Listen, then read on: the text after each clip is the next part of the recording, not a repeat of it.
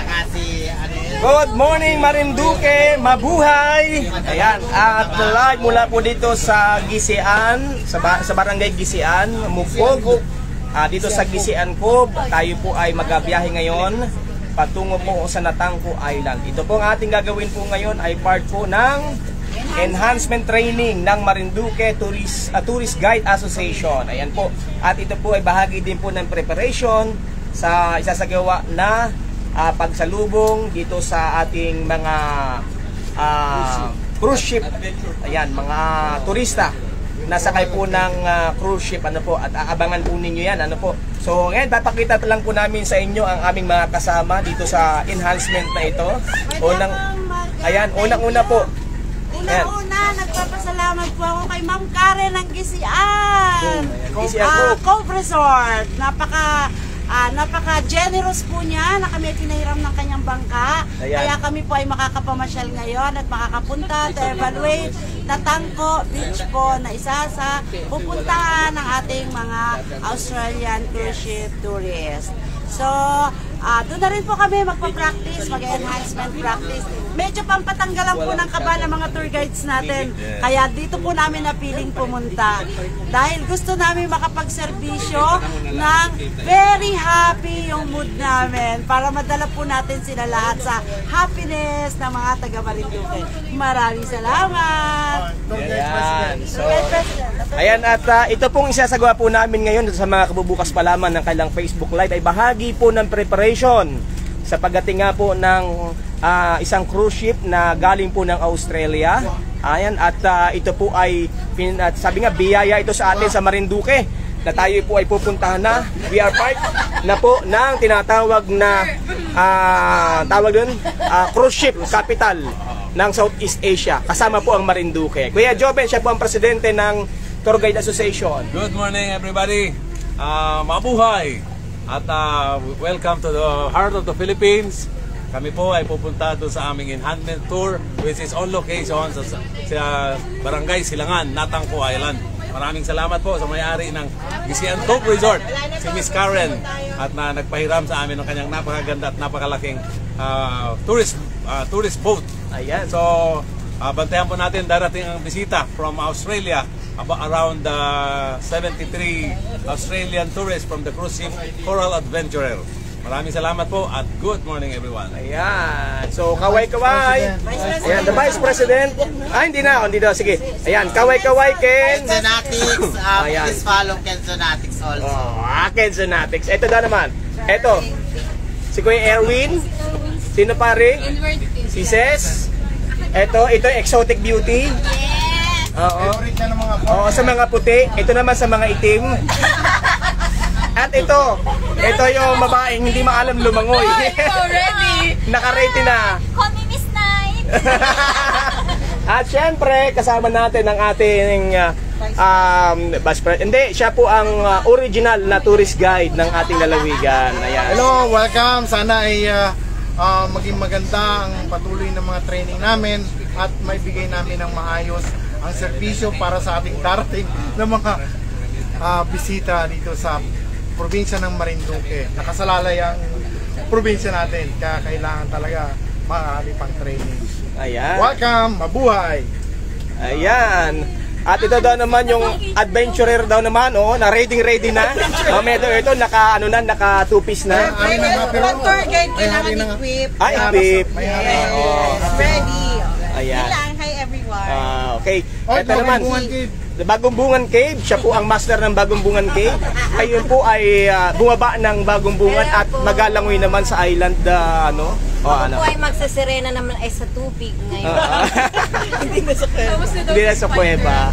Okay. Siyempre ang ating official photographer ng Dream Favor.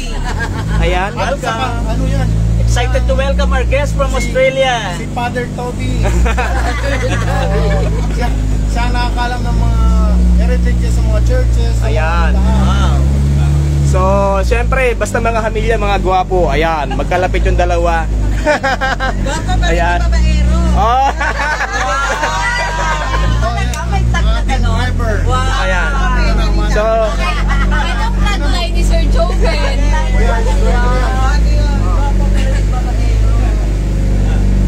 Ayan, at picturean wari kita nitong gwapong ano ito. Ay, oh. Tapos, Ito po ang aming sakyan po ngayon. Patungo po ng Natangko Island sa aming familiarization tour and enhancement. Itong Gisian Resort ang nagpahirap po sa amin ng service. Ayan, at mapakita po namin sa inyo kung ano ang mayroon sa Gisian Cove. Ayan. So, doon sa mga hindi pa po nakakapunta ng Gisian Cove, ito po ang Gisian. Ayan. Yan po yung floating resort. Ayan. Gas-gas resort. Ayan. So, yan. Ito po ay cove. Itong buong area na ito ay cove ng Gisian. Ayan. So, dito po kami magmumula. Then, ayan. Napakalaki po ng bangka na ipinahiram po sa atin ng Gisian Cove Resort. Ayan. Kaya doon po sa mga hindi po nakakapasyal dito, pasyalan nyo po ang napakagandang Gisian Cove at yung pong Gisian Cove Resort. Ayan.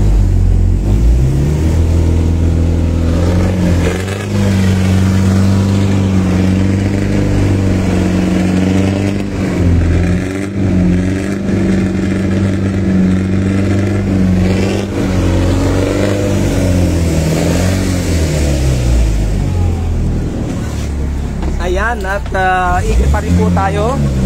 Dito tayo sa unahan. Karen Motol, the owner of Gisian Cove. Ayan. So sa mga hindi pa po nakakarating ng Gisian, ayan, ng Gisian Mugpog, ito po yung napakagandang Gisian Cove, So nandito po yung pong gas-gas floating resort. Gas-gas, ayan po, mapakita natin, ayan, nadadaanan natin. And dito sa right side, nandito naman po yung Gisian Cove, resort. Ayan. Nandiyan po sa taas na yan. So, ayan, doon sa mga nagtatanong, sa mga kabubukas pa lamang ng kailang Facebook live. Ito pong aming ginagawa po ngayon ay part po ng enhancement training ng ating Marinduque Tour Guide Association. At ito nga po ay paghahanda rin sa pagdating ng mga Australian tourist cruise ship, ang asakyan nila pagtungo po dito. So ipakita ko lang po yung gas-gas floating resort. Ayan. Sa mga hindi pa po nakakapunta, pwede nyo pong pasyalan ito. Ayan. Yun ay Natangko Island, Hinapulan, Hakupan.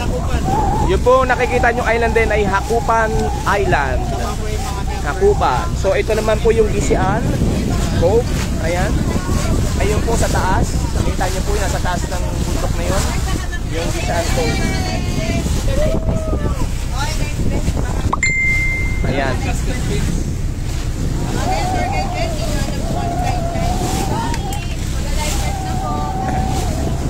So ito po, palabas na po tayo ng Gisian Cove. Ayan.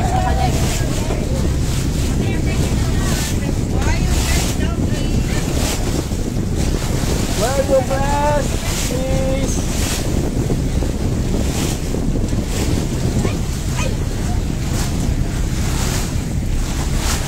So, yung po nakikita po nyong yan na bundok. Ayan, yung nag-iisang bundok na yan. Yan po ay sa... Kuya Jobe, ano ang bundok na yan? Anong pangalan yung lugar? Manlumod. Sitio Manlumod sa Gisian. Ang tawag po dyan ay Susong Dalaga. At yan pong... Ayan. Yung po nasa dulo ay Susong Dalaga. Ito daw po ay Susong may asawa. Joke lang po.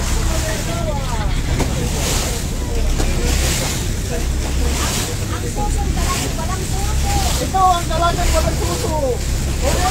Oo.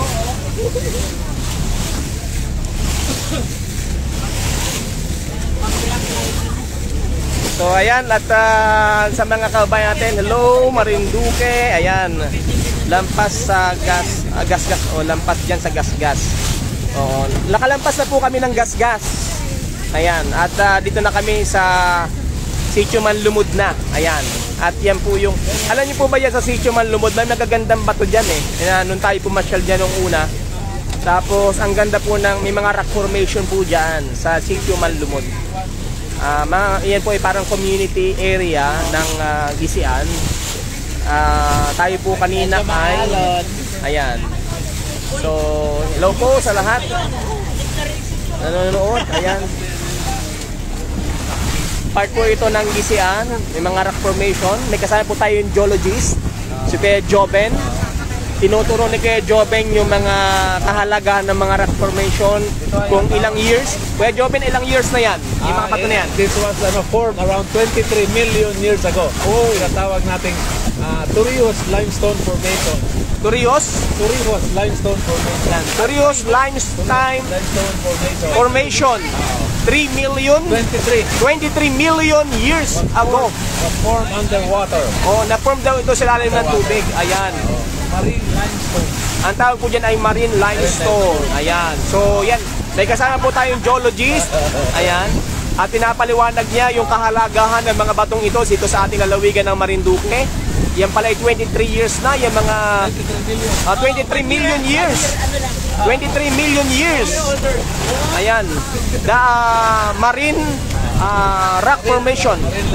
Life form. Ayan. So, isipin niyo po, hindi po natin alam na dito pala sa Marinduque ay pwedeng maging tourist ano din. Sir Ken. Sir Ken. Ayan. Yan lahat ng may beach na yan.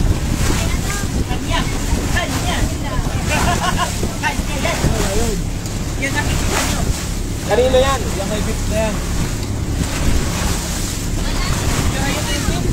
So, ayan. At kasama po natin ang ating mga... Ito pong area nito, diving area din kay Joben. Meron ditong diving area. Oo. So, doon sa mga nagtatanong, ito po ay part pa rin ng Barangay Gisian sa bayan po ng Mugbog. At kanina po pinakita natin sa inyo yung pong mga rock formation. Ayan, at ito po ay Torrijos Rock Formation, Coral Rock Formation, Marine Life Rock Formation, na ito daw po yung nagkakaedad na ng 23 million years. Opo, sipin niyo po ha. So, hopefully, maging isa rin po sa maging part po ng ating tourism industry, yung pong rock formation tourism. Ayan. So, ito isa sa nakikita rin po na potential ng ating lalawigan sa ating turismo. Dahil hindi po alam na marami na ito palang ating mga rock formation na ito, marine life formation, ay isa sa pinakamatandang rock formation sa ating mundo, ano, na nagkakaedad na ayon sa ating mga geologists ng 23 million years. Ayan. So we are approaching now at Susong Dalaga, ayan, mountain. Ayan. May rock formation pa din po dyan, Susong Dalaga. And ito po ay part naman ng Sitio Manlumod. So nasa likod po tayo ng barangay, ang Gisian po ay nasa likod ng nabahagi po ng Luzon Datum. Ano po, yung pong bundok na yon, yan, medyo maalog po at medyo may alon, ano po.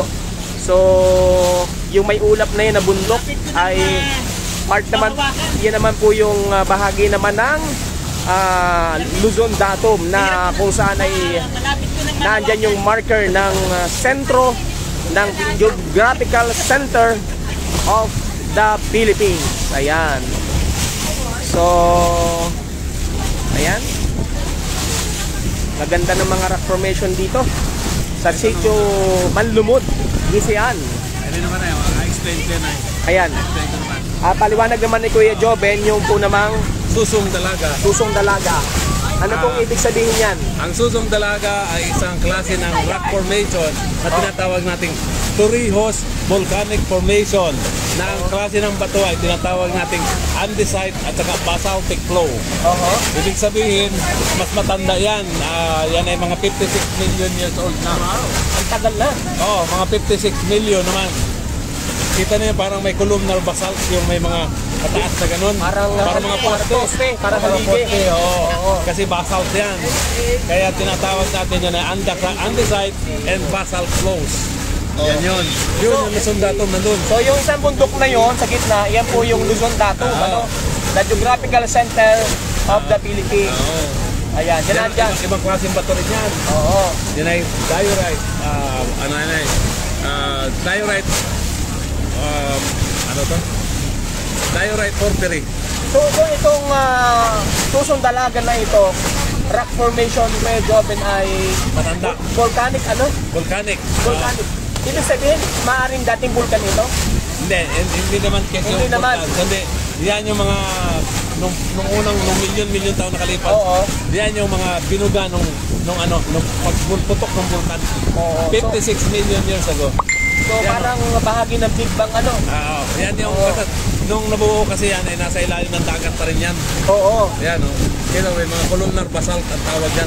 Yung parang may mga poste Dahil sa pag-aaral ng Pilipinas dati ay nasa ilalim talaga ng dagat. Ano? Buong Marinduque. Buong Marinduque. Buong Marinduque.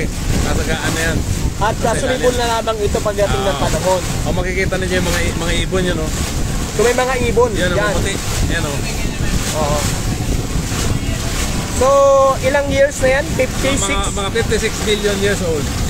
Yung bato na yan. Yung bato na yan. Ayan. Ibon ba? Hindi po, ano siya? Parang ano siya, yung buya. Ay, buya. May buya. Ganda So, malalim ito, Kuya Joben. Medyo malalim ito. Oo. Yan ang kulay. So, meron dito itong diving area. Marami rin yan. Kailangan walang masyadong mga corals. Oo. Kasi biglang lalim na rin agad yan. Biglang lalim dito. Ayan. So, ayan. Pinapaliwanag ng ating kasamang tourist guide at geologist na si Kuya Joben na itong susong dalaga rock formation dito sa Gisian, sa Sitio Manlubod ay nagkakaedad na ang bato ng 56 years. 50 million years. 56 million years ago. Wow, ang tanda na pala nito. So ito po ay isa sa tinitingnan natin na pwedeng maging part po ng ating turismo dito sa ating lalawigan. Ayan. Dahil nga yung palang ating lalawigan na Marinduque ayon sa pag-aaral ng ating mga geologists ay dati po ay nakalubog So dumating ang panahon na ito po ay lumutang. So meron doon naninisid sa may side. Ayan, may naninisid. Hindi lang natin may zoom. May zoom mo? May sinisisid sa? May yung naningingisda, naninisid. So ayan, we are approaching na. Yan na po yung natatanong natin na bundok ay Luzon Datum. Ayan, yung itaas po niya ay Luzon Datum. Part po yan ng barangay, Kuya Joben? Hinanggayon. Part po yung Luzon Datum ng barangay Hinanggayon. Sa bayan pa rin po ng Mugpog. So ayan, at doon po sa nagtatanong bakit po kita pupunta po ng Natangco Island. Part po din ito, una po nabanggit natin kayo na part po ito ng enhancement training po namin ng mga Marinduque Tourist Guide Association and members dito nga sa nalalapit po sa November 8 na pagdating ng ating mga turista, ang mga cruise ship tourist natin na mga Australian national dito sa ating lalawigan. At isa po sa apuntahan po supposed to be ay maaring puntahan, kaya napaghandaan po natin ay ang pong Natangco Island. So titingnan po natin yung area sa panguna po ng ating presidente ng Marinduque Tourism Association na si Ma'am Susan Nasin ng Dream Table Travel and Tours. So ayan. Ayan. So again, magpapasalamat po tayo. Tumawa si Lenny. Bigla po nawala yung signal pagtapat kay Miss Lenny. Abaw! Feeling daw po ni Miss Lenny, siya daw po yung magiging taga-Australia na. Ano po yan? May patapatagaw pala. May patapatagaw pala. Yung era yun, sa bata. Meron na palang plano doon. Nakita nyo? Pinakamatandang kasama ito. Wow. Yes. May bata na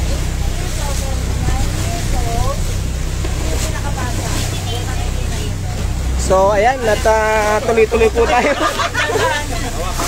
Oh. Medyo maalon po ano. So, ayan. Sa mga kabubukas na po ng Facebook Live, welcome po to our vlog. Ayan, at tayo po ay approaching na sa ito po yung Luzon Datum, part po ng Hinanggayon. Ayan, barangay Hinanggayon. So may mga rock formation din po dyan. At imagine po ano, talagang ano ito, itong ating biyahe na ito ay punong-puno po ng information ano, dahil nalaman din natin na ito pala mga bato dito ano ay talagang matatagal na ano. Hindi lang siya basta rock formation. Even yung bundok po ng Luzon Datum na yan ano po ay isang matandang bundok na po ano. So ayan, nakakatuwa po naman. At mamaya po papakita naman namin sa inyo yung itsura po ng Natangko Island ano. So ayan, at tagapasalamat po tayo sa ating yanong kapit ko dini oh. Yanong kapit ko dini at may alon. Ayan, at mamaya po ahatid po natin sa inyo yung kaganapan. Sana may signal na maganda doon sa Natangko Island ano.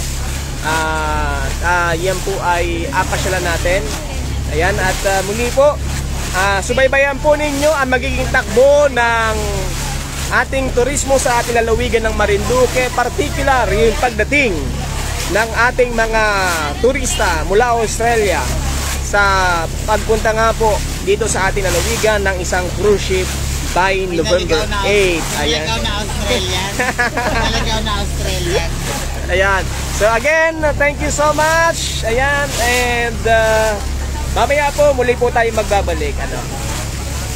Hoy, please like at saka po share. Baka naman pwede mag-send ng stars. Ayan. At magbabalik po kita mamaya ha. Paki-share po at paki-like. And para po mas marami makaalam ng ating lalawigan ng Marinduque. So ang ating na-feature kanina, Gisian Island. Gisian Island, and we are now at Barangay Hinanggayon, particular sa Luzon Datum area. Ayan. Ito pong kabila ay Barangay Silangan, ito ay Barangay Hinanggayon, ito ay Barangay Silangan, part po ng Barangay Silangan. So may ilan-ilan din po mga community po na nakatira po dyan. Ayan, dyan po, mapansin natin. May mga community din po na nakatira dito sa, siyempre malayo na kung titingnan natin ano, nasa likod ng matatarik na bundok. Pero, ayan, may mga tao pa rin po nakatira. So magbabalik po tayo, mamaya-maya lang po ano. Ayan, thank you for watching.